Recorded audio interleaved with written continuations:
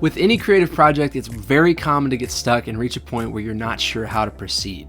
In game design, this happens all the time, where issues might spring up that make your game feel like it's more trouble than it's worth. This happens to new designers and to people like me that have been designing for years, so let's talk about what to do when you're stuck. I'm Mondo, I'm the senior developer of hobby games at The Op, and I'm here to help you with your board game design. Every single time that I've designed a game, I've gone into it with a lot of excitement and enthusiasm.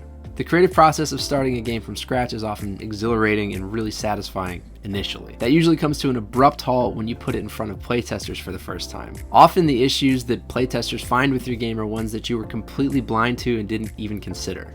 From there, it can be challenging and deflating to find solutions for those issues while still retaining the core elements that inspired you in the first place. It's very common for designers to reach a point after all of this playtesting and revision where they feel like they're completely stuck and don't know how to proceed in the development of their game. Like I said, this happens all the time and has happened with every design I've ever made at some point. So today we're going to talk about what to do when you get stuck.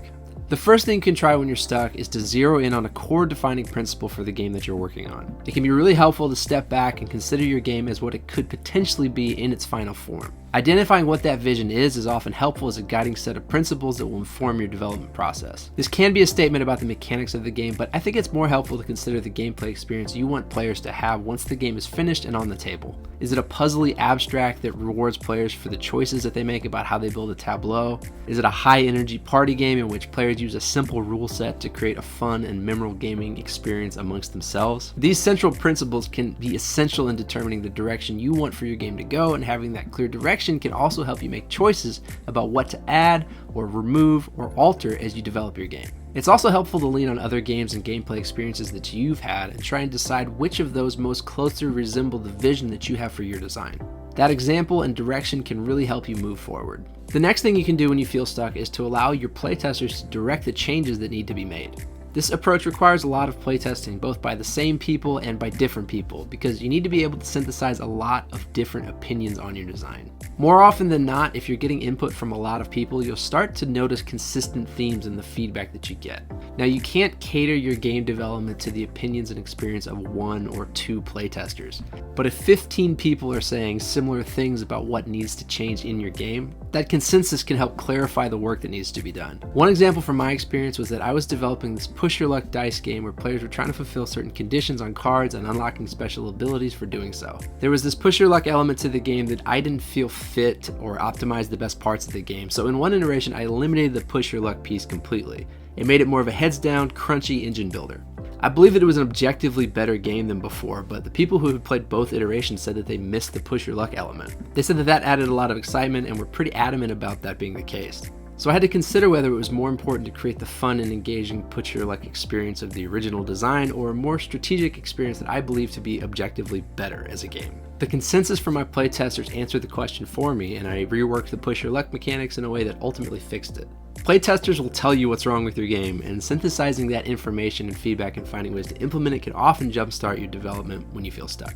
The third approach is to play a lot of other games. So many of the issues that I encounter when developing my own games have already been solved by other designers. By playing other people's games, I can see the mechanical and thematic solutions to the problems that I otherwise can't solve for. Leaning on the breadth of knowledge and experience of all of the designers of the world is a really effective way to rethink your own designs as you look for creative solutions. I recommend playing a wide variety of different types of games, but I also recommend playing games that share mechanical structures with the game that you're working on. If you're working on a hidden movement, one versus many game, for example, you play Letters to Whitechapel or Fury of Dracula or some other game that has a similar set of mechanics. This way you can identify how designers overcame the challenges that you're facing currently, which can hopefully help you find your own solutions. I'm going to pause here to remind you to like and subscribe if you're enjoying this content. I would love to see this channel grow and reach more people, and you can really help me out by doing so. And as always, I appreciate you being here. The final way to get unstuck as you work on your game is to put it down and walk away from it for a time. This might seem counterintuitive, but often we are too close to our designs and too deeply entrenched in the particularities and details of it that it becomes difficult to see the bigger picture or to come up with creative solutions to the issues that arise. As such, it can be helpful to stop working on a game and move on to another design.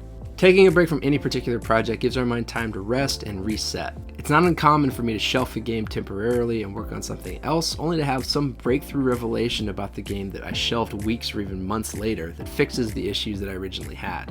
Pausing development on a project is a great way to kickstart that stasis that can happen in game development. And again, it doesn't mean that you're finished with that game. just that the work is on hold until you're ready to revisit it. So while getting stuck on a game design project is very common and often very frustrating, these are some ways that you can kickstart that creative process and hopefully get back to that sweet spot of development where your choices are paying off and your players are having a good time. Just know that everybody experiences this, whether they're brand new to game design or whether they're Reiner Knizia, I assume. I hope this was helpful, and good luck with your game design.